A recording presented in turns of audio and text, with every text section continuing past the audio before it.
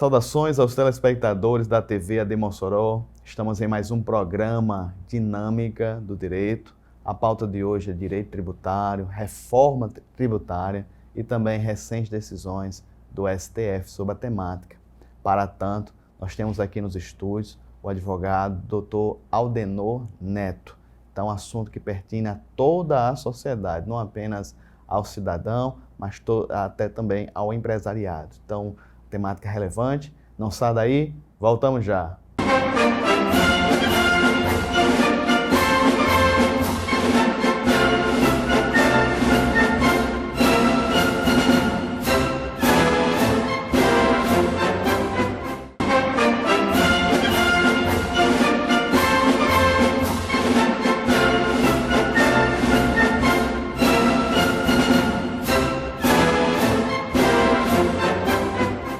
Estamos de volta, programa Dinâmica do Direito.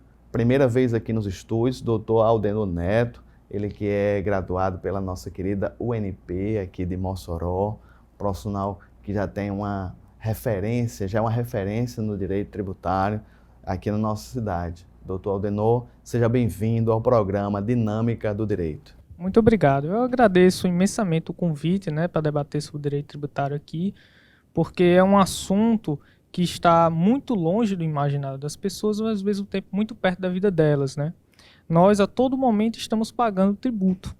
E, infelizmente, a maioria da sociedade não entende como está pagando, por que está pagando e o que está pagando, Esse é um tema que está longe do imaginário, mas muito perto das pessoas, e é por isso que é importante entender. Perfeito. A máquina estatal é muito pesada, doutor, aqui no nosso país.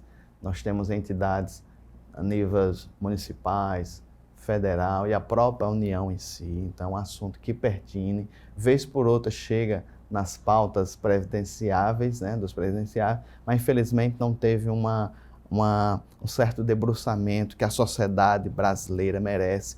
Vamos tocar aqui sobre pontos sobre reforma tributária e algumas decisões que estão na iminência do STF.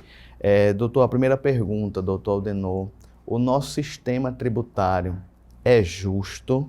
É verdade, assim, vez por outra, quando tocam a temática, dizem que a classe média é a classe mais prejudicada em todo o nosso sistema. Isso é verdade?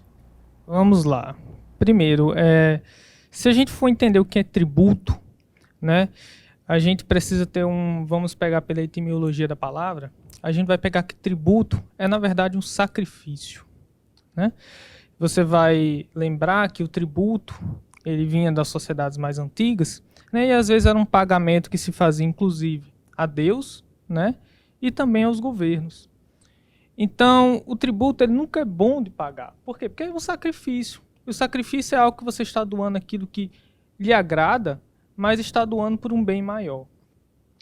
E o problema no Brasil é mais como se está tributando, mais do que o quanto. Por quê? Nós temos no direito internacional dois tipos de tributação, basicamente, que é uma tributação focada no consumo, e uma tributação focada na renda. E aí no Brasil nós temos uma tributação muito focada no consumo. E isso acaba encarecendo a principal classe que está consumindo no mercado, que é o consumidor e, portanto, é a classe média em geral. Então, a classe média acaba sendo muito onerada no consumo. E outra questão que também se debate sobre a reforma tributária e sobre o nosso sistema de tributos é a tributação da renda. Um dos pontos que muito se debate é sobre a tributação ou não de dividendos. Para quem não sabe, os dividendos são depois que a empresa recolhe seu lucro, ela vai dividir aquele lucro que ela tem aos acionistas, aos sócios. Isso é o dividendo. E aí o que é que acontece?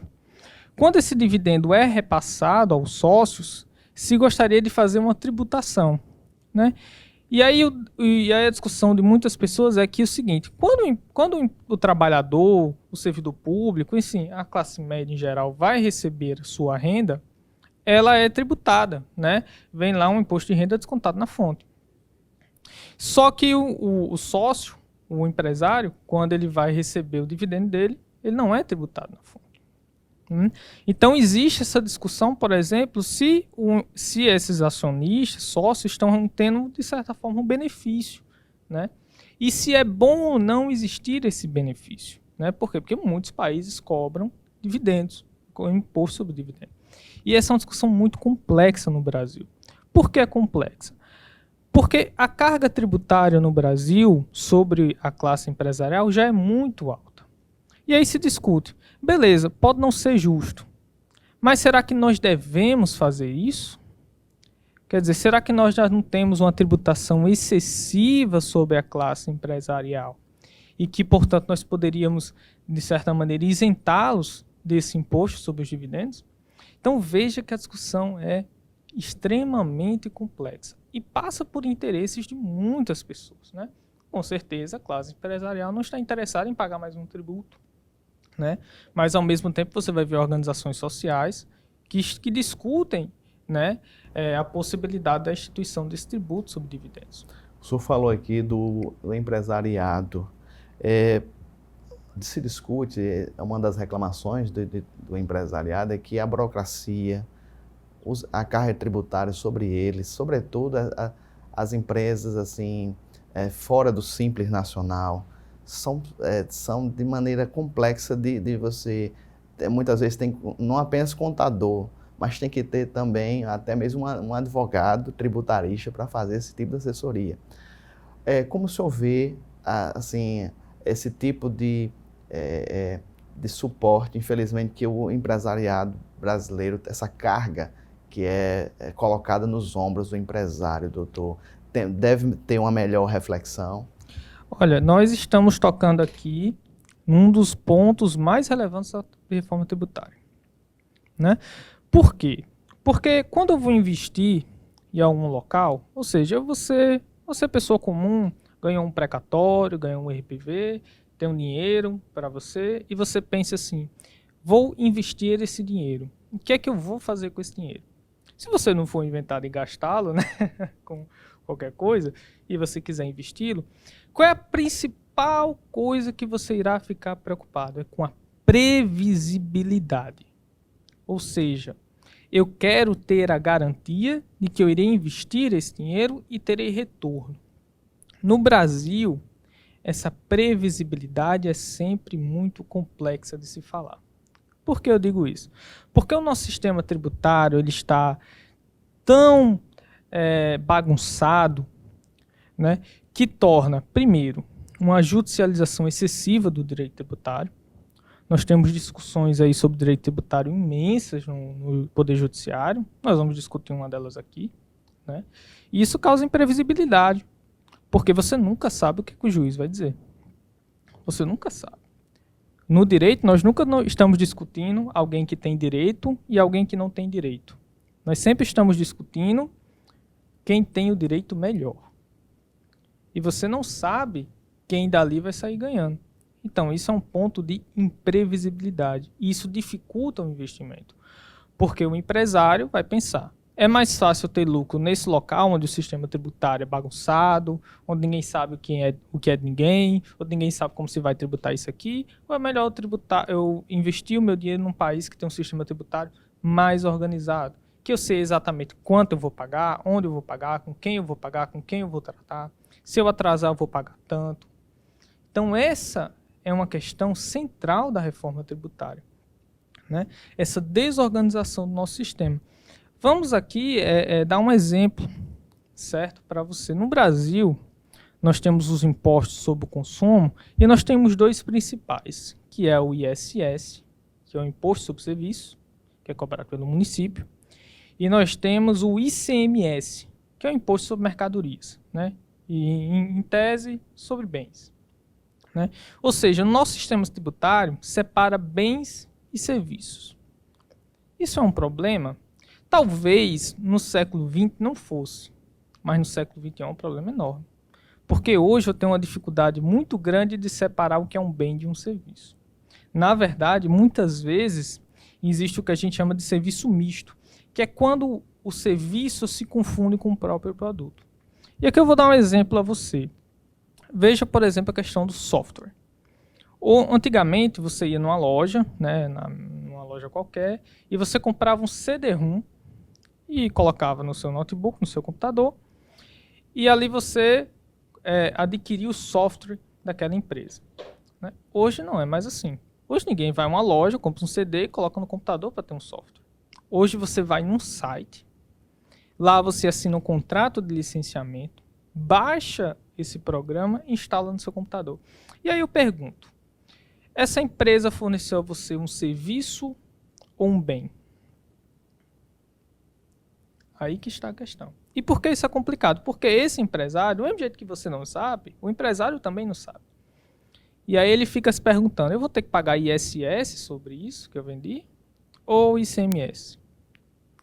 E aí o grave problema, o ISS é para o município, o ICMS é para o Estado. No caso, fica até a dúvida, doutor, se for um ISS, ele pagaria no estado, no município do consumidor ou no município onde o empresário é localizado? Teria uma dúvida bem cruel Esse também. é outro ponto. Né? Geralmente o ISS você vai ser tributado na origem, né? Onde está, de certa forma, a sede daquela empresa. Certo? E aí isso vai ser outro ponto que pode ser debatido, né? Porque isso acontece muito o seguinte, nós temos polos industriais, né? E temos municípios que vão concentrar muitas empresas e municípios que vão descontar de menos. Então vão ter municípios que vão conseguir arrecadar muito ISS, porque tem a sede da empresa lá, e outros que apesar de que, por exemplo, digamos que uma empresa de software X está no município de São Paulo. Certo? Ela está lá sediada. Mas eu nem entrei em contato, nem fui lá. Eu aqui em Mossoró, baixei no meu computador. Entendeu? Então, apesar do serviço, de certa forma, estar sendo realizado aqui em Mossoró, quem vai ganhar com o tributo é o município de São Paulo. Né? Mas voltando à questão do ISS e do ICMS, porque isso além da questão de você não saber quem irá cobrar de você, você não sabe quanto você será cobrado. E isso é essencial quando você vai fazer uma previsão de lucro. Eu não sei se eu vou pagar ISS ou ICMS, e o ISS e o ICMS tem vários tipos de alíquotas, né? Inclusive alíquotas que se diferenciam pelo tipo de serviço que você está oferecendo e pelo produto que você está oferecendo. Né? Então veja como é difícil a vida de quem quer investir no Brasil. Você vai lidar com problemas desse tipo de natureza que são absolutamente inimagináveis. Você não deveria estar vindo investir num país e se perguntando qual tributo eu vou pagar. Você deveria saber exatamente qual tributo você vai pagar, quanto você vai pagar, a quem você vai pagar, como você vai pagar. Quando você vai fazer aqui, por exemplo, aqui já saindo um pouco do empresarial, quando você vai fazer um inventário aqui no Brasil, que você tem que pagar o ITCD, né? Aí o advogado tem que consultar a Constituição, tem que consultar o CTN, tem que consultar a legislação específica do ente, tem que consultar um decreto da legislação específica, tem que ir lá no cartório ver as custas do cartório. Então, é um problema muito grande, né, que leva à imprevisibilidade da cobrança desses tributos. Doutor, além de tudo, nós como advogados temos que, em caso de judicialização, que o senhor falou, nós temos um agravante, infelizmente, porque a gente está lidando com fazenda pública, que tem vários princípios favoráveis a ela. É um desafio, doutor, é um desafio mesmo, porque a fazenda, além de prazo em dobro para contestar e contrarrazoar, ela tem os seus princípios que regem, que está sempre em desfavor ao cidadão de bem e ao empresariado. Pois é, você litigar contra a fazenda... Hoje eu imagino, né, que a fazenda pública talvez seja um dos maiores litigantes do nosso direito. Né? Eu digo isso, por exemplo, lá no escritório, né, nosso principal adversário nos processos é a União Federal. Né? Nós temos muitos processos contra a União Federal. E assim, a gente fica discutindo nas rodas, né, do pessoal do direito, assim, vamos promover a conciliação, vamos judicializar menos. Ora, o maior litigante é a Fazenda Pública, é quem deveria estar interessado em não litigar, né? Hoje, no direito tributário, nós temos evoluído para pensar as transações tributárias, para evitar essa judicialização, né?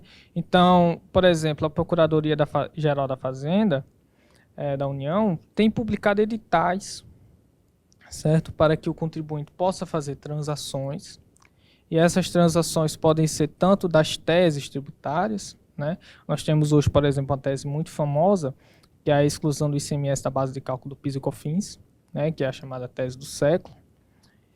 Nós temos também a transação tributária para os débitos, né? Que o contribuinte tem. Então, são formas hoje que se está tentando diminuir essa judicialização, porque litigar contra a Fazenda Pública é muito ruim, né? Porque demora, os processos demoram mais. A Fazenda Pública, por uma questão de indisponibilidade dos bens públicos, acaba sempre recorrendo das decisões, por mais que não tenha qualquer perspectiva de obter a vitória no processo, né?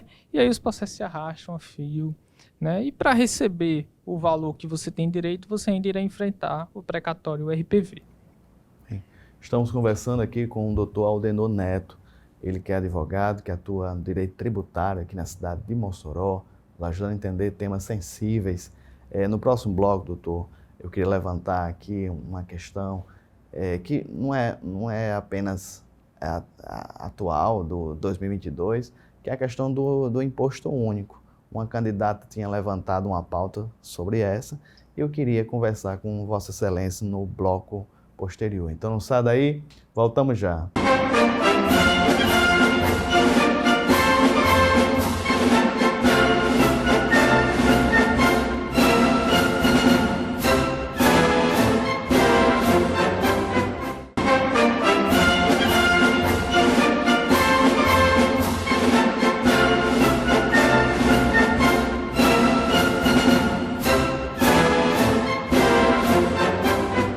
Estamos de volta ao programa Dinâmica do Direito, com a pauta do direito tributário, reforma tributária, e também vamos levantar posteriormente recentes decisões do STF sobre a temática.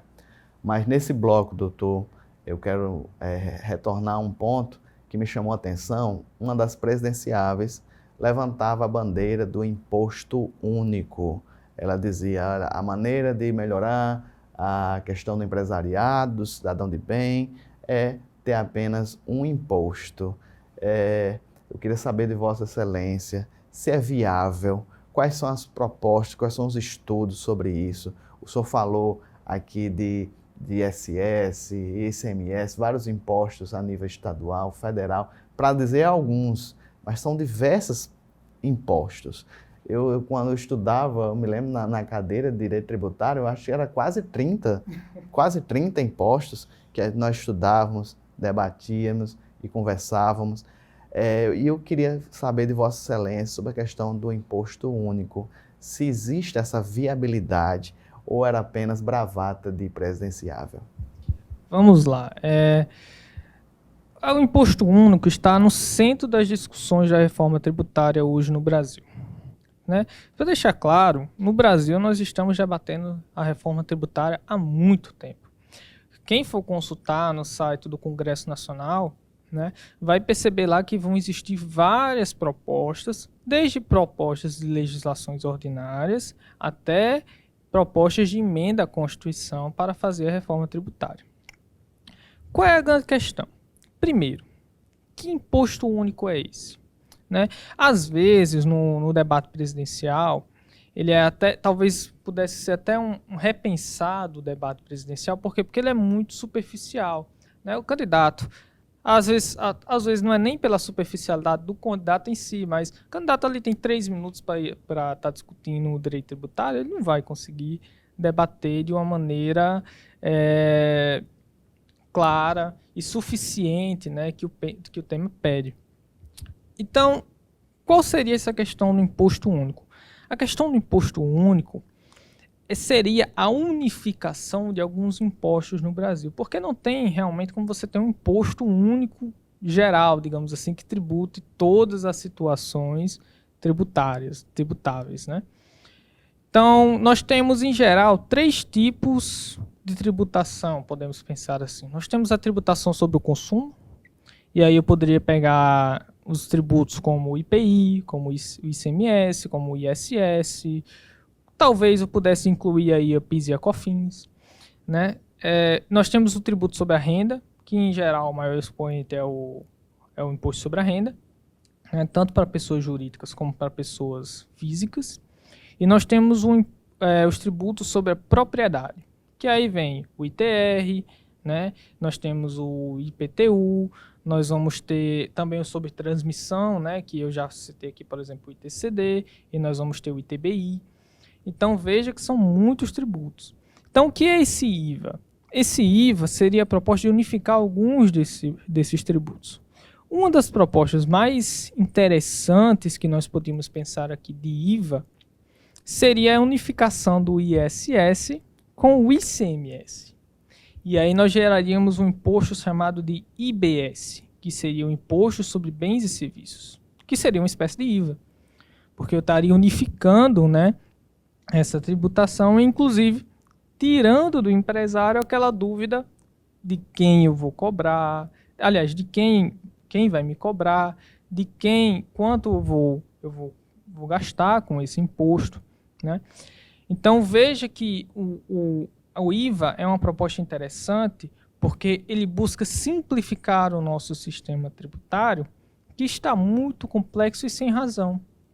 Outra questão que nós poderíamos debater aqui seria, por exemplo, por que a União tributa a propriedade rural e o município tributa a propriedade urbana, né? O ITR é um imposto de competência da União e o IPTU é um imposto de competência do município.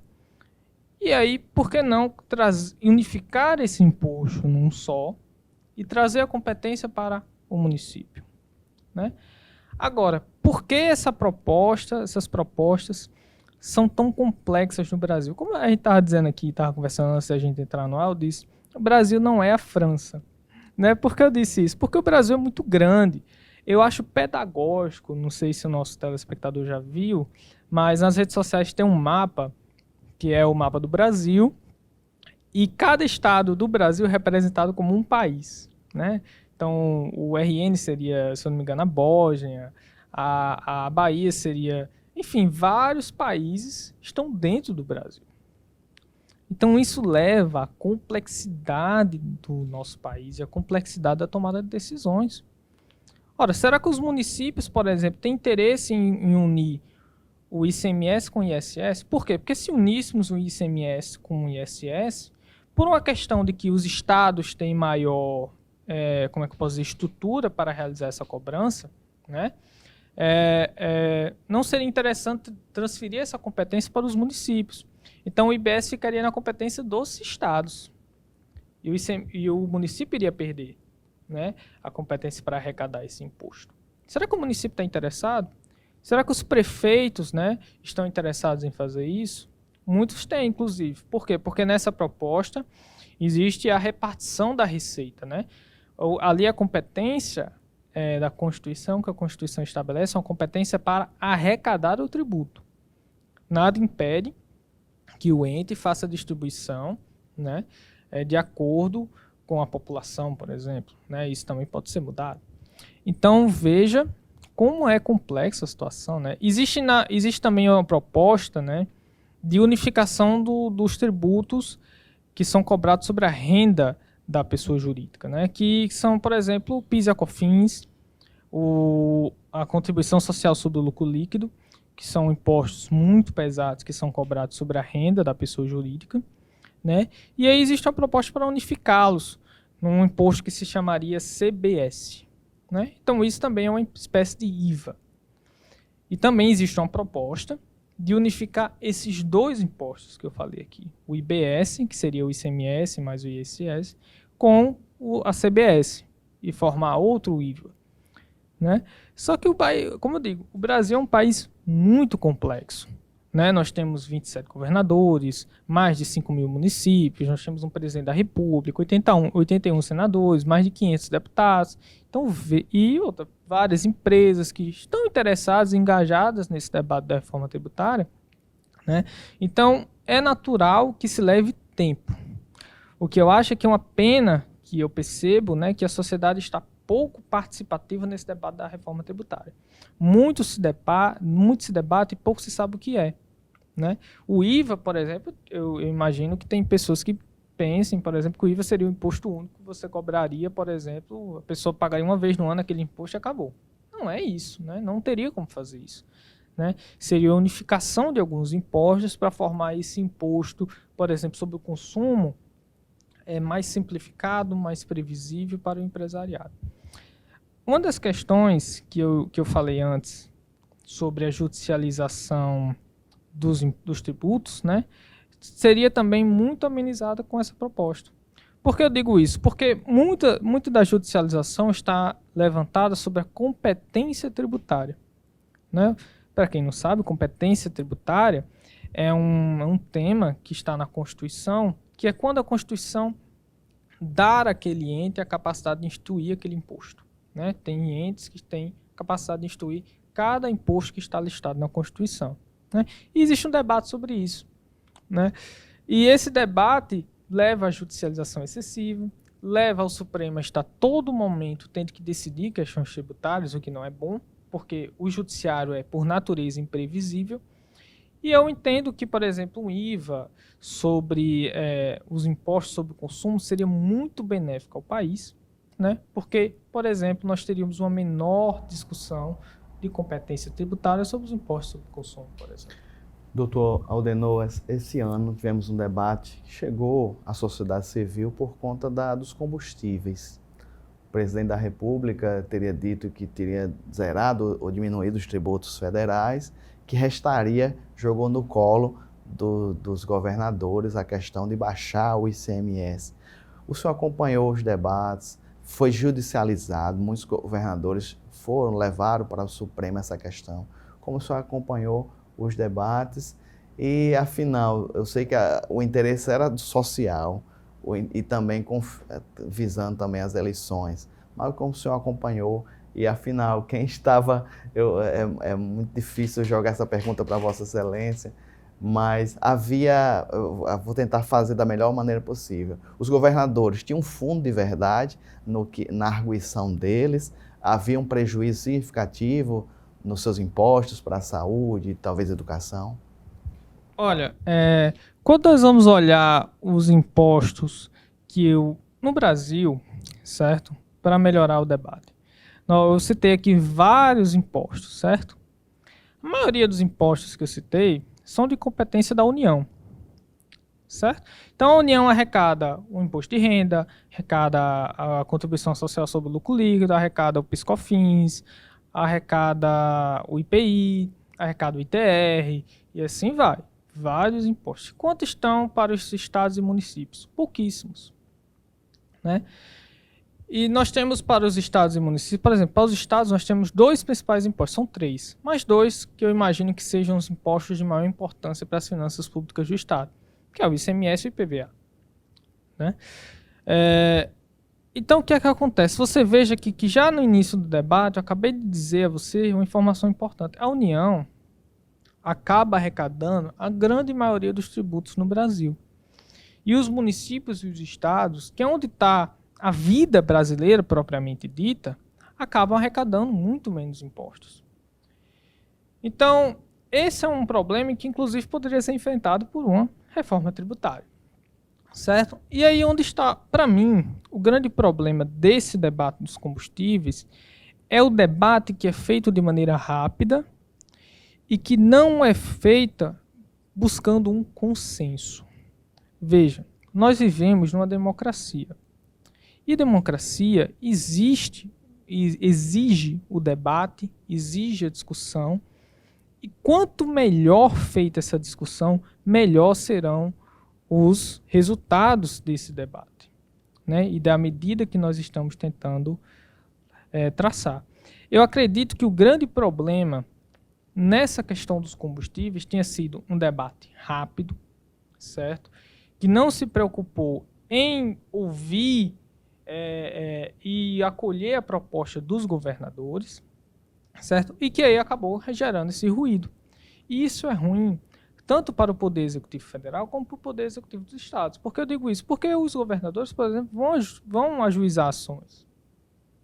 Isso é ruim, por quê? Porque novamente o leva ao Poder Judiciário a decidir questões nacionais, importantes, complexas. Eu estou jogando no colo do Poder Judiciário decidir conflitos que são da política. Então, trazer debates que, por mais que sejam emergenciais, no caso do combustível nós já estamos enfrentando em alguns locais o preço do combustível é R$8, né? Porém, fazer eles com o tempo necessário da democracia, para evitar esse tipo de ruído, né? Muito bem. Conversando aqui com o Dr. Aldenor Neto sobre questões que atingem a todos nós, que é a questão do direito tributário. Próximo bloco, doutor, vamos encaminhar para um tema um pouco polêmico, que é a questão da relativização da coisa julgada na matéria tributária, que já está em pauta. Fala-se que já formou até maioria para decidir no STF. Assunto que atinge a todos nós. Então, não sai daí, voltamos já.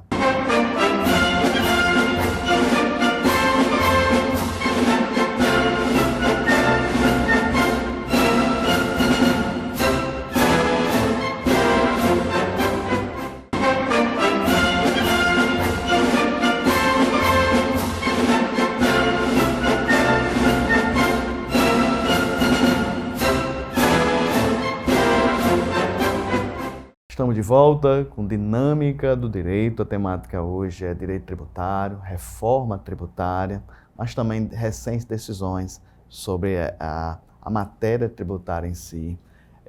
Chegou para a todos nós, não foi muito divulgado na mídia nacional, não foi. A mídia especializada que a gente acompanha, como nós somos advogados, nós fomos bombardeados com a questão da formação da maioria no STF para relativizar a questão da coisa julgada na matéria tributária. Tem pessoas da área jurídica, doutor, mas nos ajuda também, temos pessoas da sociedade civil nos assistindo. Primeiramente, o que é coisa julgada, qual a importância para a segurança jurídica de um sistema, tão importante instituto, e o que seria a relativização na matéria tributária. Bom, vamos lá. Pergunta complexa, então vamos por partes. O que é coisa julgada?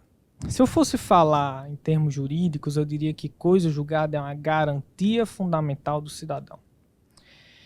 Se é uma garantia, ela está garantindo um direito. E qual é o direito? O direito à segurança. E aqui a segurança processual e jurídica. Então, a coisa julgada é a garantia que você tem de que quando o Poder Judiciário decidir sobre um fato, essa decisão estará protegida constitucionalmente e não mais se mudará.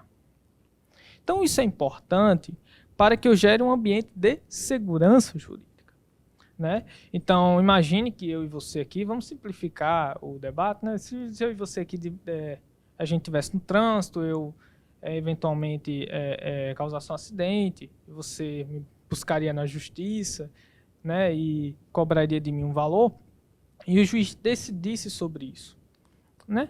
Depois que ele decidiu e essa decisão transitou em julgado, nós teríamos uma coisa julgada formada ao seu favor.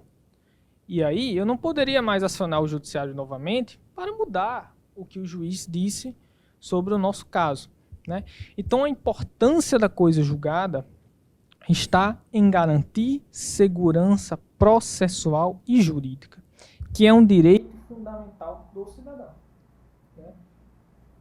No caso, doutor, a minha maior preocupação com esse tipo de decisão do STF é que de se estender também para demais áreas. Eu sei que o senhor, realmente, os advogados tributaristas, realmente deve estar muito atento a essa questão da relativização da coisa julgada em matéria tributária, mas o cerne é de se estender, que no Brasil começa assim, de se estender para todas as áreas. Imagine a coisa julgada ser relativizada na matéria penal, na matéria civil, na matéria trabalhista. Como é que o empresário, né, que fez um acordo, por exemplo, pagou aquela sentença, gerou uma coisa julgada, não cabe mais recurso, de repente relativizar. Existe esse perigo, doutor Aldenor, de a partir de um precedente, de uma matéria específica,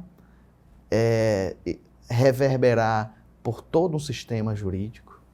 Bom, vamos conversar agora, certo? Para eu responder essa pergunta, eu vou conversar sobre o caso concreto que nós estamos discutindo no Supremo Tribunal Federal, certo? Qual é o caso que está em discussão no Supremo Tribunal Federal? Eu citei ele algumas vezes aqui. Nós temos a contribuição social sobre o lucro líquido. Contribuições sociais, em geral, devem ser instituídas por lei complementar, né? Isso está no princípio da legalidade tributária. O que aconteceu? Nos anos 90, foi proposta uma lei ordinária para instituir a contribuição social sobre o lucro líquido. O que aconteceu? As empresas que tinham uma assessoria jurídica muito atenta, assim que o tributo foi instituído, começaram a ajuizar ações e ações no Poder Judiciário para declarar aquele tributo inconstitucional, né? Seria uma inconstitucionalidade que a gente chama de inconstitucionalidade formal, né? Também se debatia, inclusive, a inconstitucionalidade material, mas esse é um tema mais, digamos assim, outsider, certo? Por quê? Porque se dizia que as contribuições sociais já tributavam a renda da pessoa jurídica, né? Nós temos, por exemplo, COFINS, né? O PIS e a COFINS que tributam diretamente a renda da pessoa jurídica. E, portanto, não poderia instituir outro tributo para tributar a mesma situação, no caso, a renda. E de mesma natureza, a contribuição social. Isso foi levado ao Supremo. Pois bem, vários processos chegaram até o Supremo, inclusive, e foi dada a declaração de inconstitucionalidade a esse tributo. Então, ali, aquela matéria transitou em julgado e aquelas empresas deixaram de pagar o CSLL. O que aconteceu? Em 2007, o Supremo foi provocado a decidir sobre esse assunto novamente. E agora por meio de um ADI, né, de um controle de constitucionalidade, que a gente chama de controle de constitucionalidade concentrado. E que nós sabemos que, em regra, tem um efeito erga omnes, que é o efeito para todos, né? Ou seja, quando o Supremo Tribunal Federal toma uma decisão em controle de constitucionalidade concentrado, nós dizemos que aquele efeito é vinculante tanto para a administração pública, ou seja, a administração pública teria que passar a cobrar aquele tributo daquela maneira, quanto para os particulares, e para o Poder Judiciário, inclusive, né? Então, o que aconteceu? Naquela oportunidade, o Supremo Tribunal Federal mudou de posição e entendeu que a CSLL era um tributo constitucional. Aí agora veja o problema. Eu tenho várias empresas que nos anos 90 não entraram com ações e passaram a não contribuir mais com a CSLL. Mas agora, todas as empresas passaram a contribuir com o CSLL. Então imagine você um empresário, uma mineradora aqui do Rio Grande do Norte, certo? Você aqui pratica a sua atividade e recolhe a CSLL. O seu adversário, digamos assim, o seu concorrente, não recolhe esse tributo. Por quê? Porque essa decisão transitou em julgado e em tese, a administração pública não pode mais tributá-lo. E aí, o que acontece também? Nós temos, na hipótese da ação rescisória, a possibilidade da mudança do entendimento. Porém, a ação rescisória tem um prazo prescricional, que é o prazo de 2 anos. Só para esclarecer, a ação rescisória é uma das relativizações da coisa julgada, né? São hipóteses que nós dizemos que são hipóteses exaustivas, que está lá no Código de Processo Civil, certo? E que são hipóteses muito bem delineadas, em que você pode entrar com a demanda, certo? Uma ação judicial, para reincidir, digamos assim, aquela decisão judicial que transitou em julgado, certo? Isso é uma ação raríssima no direito. né? Talvez tem muitos advogados que nunca devem ter visto uma, né? É uma ação raríssima, por quê? Porque as hipóteses são muito bem específicas, né? E o prazo prescricional também é muito curto. Então veja que nesse caso a União não teria como entrar com uma ação rescisória para fazer com que aquela empresa que não recolhe o CSLL passasse a recolhê-lo. Então qual foi a tese da Fazenda Pública? Vou dizer o seguinte, olha, está se gerando aqui um ambiente de quebra da isonomia tributária, né? Por quê? Porque essa empresa que está recolhendo um tributo que vem sobre a renda, um tributo pesado, e outra empresa não está recolhendo, né? E aí eu queria que você, Supremo, dissesse o seguinte, olha, quando viesse uma decisão em sede de repercussão geral, e daqui a pouco eu explico o que é, de repercussão geral, certo? Essa decisão pudesse gerar a quebra automática da coisa julgada. Porque eu, enquanto Fazenda Pública, primeiro, o prazo já passou, as discussões no judiciário demoram anos a fio, né? E eu também não tenho, eu como Fazenda Pública, tá ajuizando ações rescisórias contra cada um que deixou de recolher o tributo. Então esse foi o debate que se trouxe ao Supremo Tribunal Federal. E ele já formou maioria. Já temos 6 votos, né, favoráveis à tese do ministro Barroso. E qual é a tese do ministro Barroso? A tese do ministro Barroso é o seguinte, olha, nesse caso aqui que nós estamos enfrentando, eu acredito que seja constitucional a quebra da coisa julgada, certo? Então, a Fazenda Pública não precisará ajuizar a ação rescisória para passar a cobrar esse tributo das empresas. Porém, não poderá haver uma violação ao princípio da irretroatividade, ou seja, a Fazenda não vai poder cobrar os tributos anteriores, certo? E também terá que ser respeitada a noventena ou o ano fiscal. O que é isso? É um princípio que nós temos no direito tributário, né? O princípio da anterioridade. Um dos princípios para os estudantes de direito mais terríveis, né? Porque tem a exceção, da exceção, da exceção, da exceção. Mas, em tese, esse tributo ele serve para dar esse princípio, serve para garantir um pouco de segurança e previsibilidade, porque quando se é instituído um novo tributo, uma nova alíquota, enfim, né, aquele contribuinte vai ter um tempo ou de 90 dias ou de um ano fiscal para ser cobrado daquele tributo, certo? E aí se vai ser 90 dias, o ano fiscal ou os dois, depende do tributo. Isso está na Constituição. Então essa é a tese do ministro Barroso, que tem garantido 6 votos já no Supremo Tribunal Federal e agora o julgamento foi interrompido por um pedido de vista do ministro Alexandre de Moraes. Vejam, nós estamos aqui diante de um debate complexo, ao meu ver. Por quê? Porque nós estamos debatendo aqui um direito, uma garantia fundamental, que é a garantia à coisa julgada, mas também estamos debatendo outros princípios também protegidos constitucionalmente. Por exemplo, você vai lembrar que o artigo 1º, inciso 4º, vai proteger a livre iniciativa, que o capítulo da Constituição sobre a ordem econômica vai proteger a competitividade e a livre concorrência. E aqui é o que me parece, nós estamos vendo uma situação de quebra da isonomia tributária, porque alguém está recolhendo um tributo e a outra sociedade empresária não está recolhendo esse tributo. E aí cabe ao julgador tomar uma decisão nada fácil, que é qual direito deve prevalecer? A garantia, a coisa julgada, ou o direito à livre concorrência, a isonomia tributária e a livre iniciativa? Então, como eu disse lá no início, né? Nunca vai existir uma discussão no Poder Judiciário que seja alguém tem direito e alguém não tem direito nenhum. Não. É sempre uma discussão sobre quem tem o melhor direito. E aqui vai caber ao Supremo Tribunal Federal tomar uma decisão ponderada, certo? Para que, seja qual for a decisão que tomar, evitar gerar uma situação de eliminação total de outro direito. Ou seja, eliminação total da coisa julgada ou eliminação total da livre concorrência.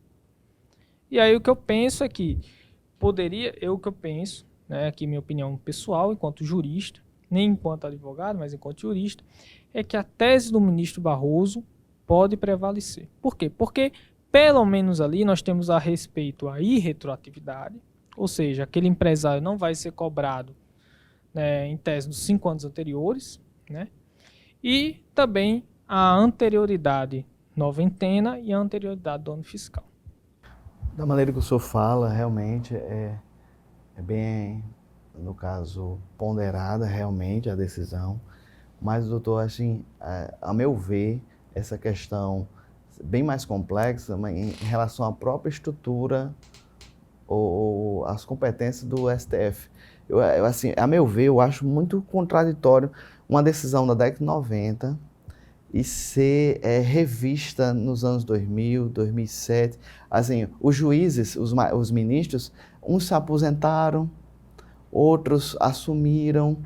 E eu acho, assim, a meu ver, não tem nada a ver assim, com matéria tributária em si, mas essa capacidade ou essa competência de rever julgados de outros ministros já aposentados. Já seria, acho que teve até uma discussão esse ano, foi o finalzinho do ano passado, se o voto do ministro que se aposentou poderia ser revisto. Foi até aquela questão. Se eu não me engano, foi o debate, se eu não me engano, sobre a tese da revisão da vida toda, porque um ministro já tinha votado e entrou o ministro Nunes Marques e deferiu um voto diferente, né?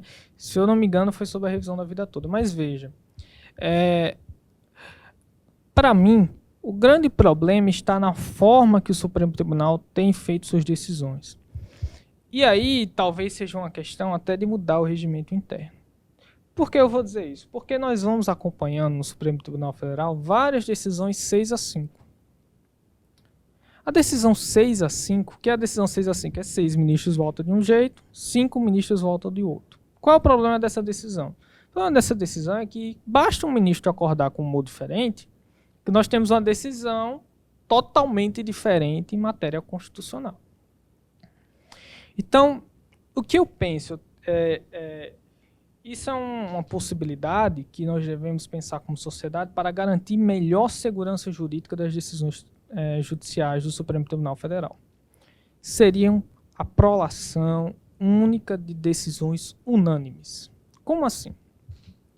Os ministros, ao invés de cada um votar a seu bel prazer e depois fazer a contagem de quem acompanhou o relator, de quem dividiu do relator, fazer o seguinte: calma, vamos todos os 11 aqui se reunir e nós só vamos terminar essa discussão aqui quando tivermos uma decisão unânime.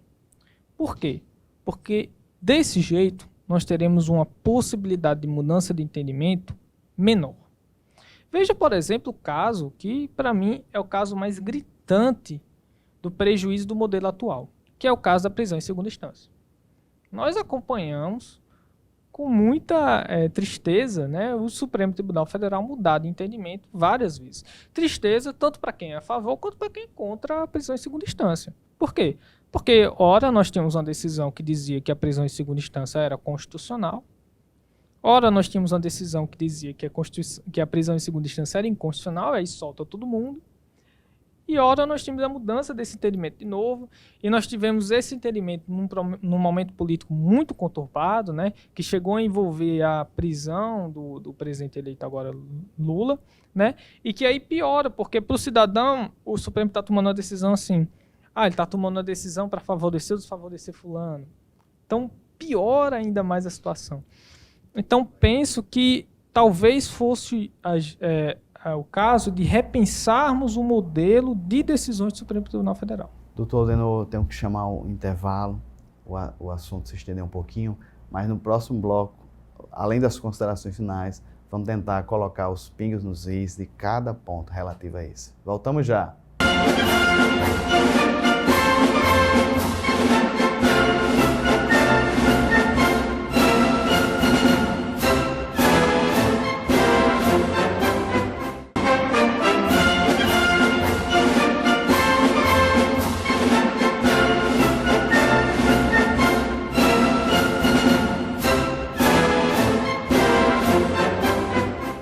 Estamos de volta ao programa Dinâmica do Direito. Na verdade, o último bloco da nossa conversa aqui com o doutor Aldenor Neto.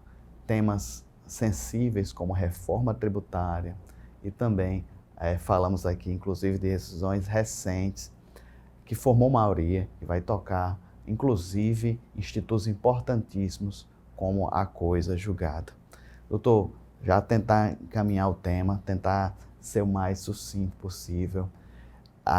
Essas decisões relativas ao recurso aqui, o recurso 955227, não tem risco, a matéria, a coisa julgada aí é eminentemente tributária, não tem risco de gerar precedentes, de relativizar também a coisa julgada em outras matérias, não é, doutor?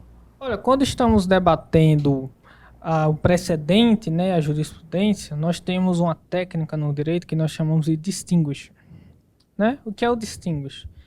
É quando eu estou debatendo no Poder Judiciário uma tese, né, e digo assim, essa tese tem um precedente X. E aí alguém pode dizer, opa, essa tese é distinta do caso concreto. Então, eu penso que é o seguinte, primeiro, nós temos que ter em mente que a relativização da coisa julgada, ela existe. Né? Ou seja, nós temos no processo civil a ação rescisória, nós temos no processo penal, por exemplo, pode-se pensar assim, a revisão criminal. Né? O que nós temos que ter cuidado é de fazer o devido distinguish do precedente que nós estamos enfrentando. Ou seja, o que se está decidindo no Supremo Tribunal Federal hoje é se no controle de constitucionalidade difuso, em sede de repercussão geral, quando o Supremo Tribunal Federal muda de entendimento em matéria tributária, né, se essa decisão precisa ou não do ajuizamento de uma ação rescisória para se relativizar a coisa julgada de outra, ou se há quebra automática. É isso que se está debatendo. Então, se fará uso desse precedente para outros ramos do direito, creio que seja um mau uso do precedente. Porque o precedente aqui me parece muito bem delimitado. Então, é preciso fazer o distinguish do caso concreto, né, do leading case que a gente fala, né, para os casos que se debaterão na justiça a partir daí. Eu acredito que aqui nós temos um caso muito específico, nós temos um conflito de direitos muito específico, né? E que nós teremos que analisar se em outras matérias do direito terá esse mesmo conflito, né? De princípios tão caros à Constituição Federal. Perfeito. Conversando com Vossa Excelência, fiquei bem mais tranquilo. Eu não tinha me aprofundado no caso, assim, lido o posicionamento do ministro Barroso. Então, fico feliz, um advogado jovem, mas muito preparado, Vossa Excelência. Suas credenciais lhe antecedem, o senhor foi muito bem recomendado pelos seus pares, nossos colegas. E bem rapidinho aqui, doutor, pode ser que tenha algum estudante de direito nos assistindo e que se interessou pelo tema do direito tributário, que é um nicho ainda pouco explorado, são poucos que se aventuram. O que o senhor teria para dizer para esse estudante que nos assiste? Olha, o estudante, quando ele vai estudar direito tributário, né, ele vai lá na Constituição, a partir do artigo 145, 146, ele vai se deparar com Frankenstein, né? Ele vai se deparar com artigos imensos, com vários parágrafos, vários incisos, e ele vai se assustar. Por quê? Porque, primeiro, que apesar de você estar pagando o tributo, você não entende o que você está pagando. Então, quando alguém fala para você de taxa Selic, de CSLL, de alíquota, você fica já com a cabeça tonta, né?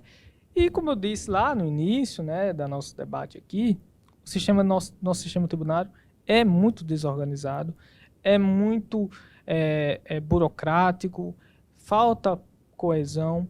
Então, isso assusta o estudante de direito, assim como assusta o contribuinte, né? O que é que eu tenho a dizer ao estudante? Estude com paciência, né? Estude com calma e busque, né, ter o contato com a área, que aí é onde você pode se apaixonar. Ou seja, quando você estiver estagiando lá na vara de fazenda pública ou no escritório de advocacia, tiver contato com o direito tributário, é aí que você vai ter a chance de se apaixonar por essa área. Muitas vezes a paixão vem da prática daquela área, né, daquele contato mais íntimo com aquela matéria do direito, e aí onde pode surgir para você o seu amor pelo direito tributário, que foi quando surgiu para mim, né? Eu estagiei na época da minha graduação lá no Santos Vale Figueiredo, né, e lá tinha uma advocacia muito forte do direito tributário, e foi lá que eu passei a gostar muito dessa área, né? Então possa ser que isso venha para você também. Não tema, tenha paciência, né? E você com certeza terá muito tempo para gostar desse direito tributário que temos aqui no Brasil. Muito bem, foi essa a pauta de hoje do Dinâmica do Direito, temas sensíveis como reforma tributária, que, doutor, acredito eu, a meu ver, ao lado de saúde, ao lado da educação, a sociedade civil deveria falar mais sobre essa temática, porque a saúde só acontece, a educação só acontece se um sistema tributário saudável, tanto para, sobretudo para o empresariado, que é esse que contrata, é esse que emprega, deveria ser melhor debatido. E programas como esse, entrevistados como Vossa Excelência, que enfrenta a temática no dia a dia, por mim, é algo muito salutar. Acredito que nós fomos enriquecidos com a sua vinda aqui. Fique à vontade, nesses poucos segundos, minutos, a se dirigir ao pessoal de casa e dar suas considerações finais. Bom, eu queria agradecer primeiro ao convite, né, a confiança. Sempre que nós somos chamados a debater um assunto, né, frente a outras pessoas, quer dizer que existe ali uma certa confiança naquele que vai vir ser entrevistado, e eu queria agradecer, né, apesar de ser jovem, ter me dado essa oportunidade. E me dirigindo a quem está nos assistindo, queria dizer que nós aqui debatemos um dos temas mais importantes para a economia nacional, que é a reforma tributária. Como eu estava dizendo lá no início, né, quando o empresário vem investir no Brasil, ele vem preocupado em ter previsibilidade. E hoje o nosso sistema tributário está fomentando a imprevisibilidade. Então está na hora, talvez, de nós refletirmos mais sobre a reforma tributária, cobrarmos melhores propostas. Não estou dizendo que a gente deve sair por aí entendendo o que é CSLL, PIS, COFINS, né, e afins, mas que nós possamos estar atentos da importância desse tema. Por quê? Porque há muito tempo ele é debatido no Brasil e nós ainda não temos horizonte de quando essa discussão vai terminar. Muito bem. O doutor Aldenor Neto, advogado tributarista aqui na cidade de Mossoró e região, nos ajudou a entender temas atinentes ao direito tributário, reforma tributária e recentes decisões do STF sobre a temática. Então, permaneça com os eventos, permaneça com os cultos e até o próximo Dinâmica do Direito, com temas que atingem toda a sociedade em geral, não apenas no caso, a comunidade jurídica. Que Deus abençoe a todos.